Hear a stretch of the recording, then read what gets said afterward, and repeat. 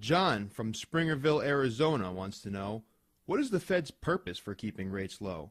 Wouldn't it be in their best interests, like making money, to raise interest rates for the banks they loan to? Well, there are several reasons that the Federal Reserve is keeping interest rates low. One is because the U.S. government has massive amounts of debt, and it needs to finance that debt. It cannot do so in a high interest rate environment, so it is maintaining low interest rates to enable the federal government to service its debts and to continue to refinance its debts using very short-term paper, which it could not afford to do if interest rates were higher. In addition to bailing out the U.S. government, the Federal Reserve is trying to prop up the housing market. Home prices are a function of interest rates because interest rates determine monthly payments, which is the basis upon which people buy houses and which people can get approved for loans. And so by keeping interest rates down, they keep mortgage rates down, they keep housing prices propped up, which is a goal of the Federal Reserve. In addition, they keep the financial sector propped up because if people can't make their mortgage payments, well, the banks that own the mortgages will lose money. Some of them will fail.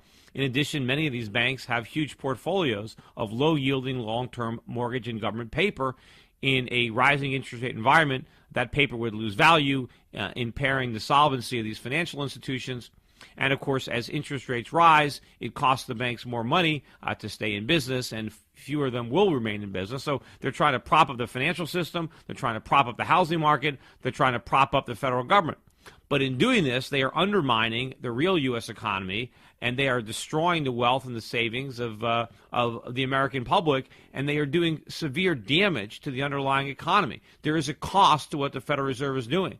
And yes, they are temporarily propping up some sectors at the expense of others, but overall they are doing grave damage to our economy, and many of us will not appreciate the severity of that damage until it's too late, until this real dollar bond bubble bursts, and we have either runaway inflation or a depression that will be much greater in scope than what we had in the 1930s.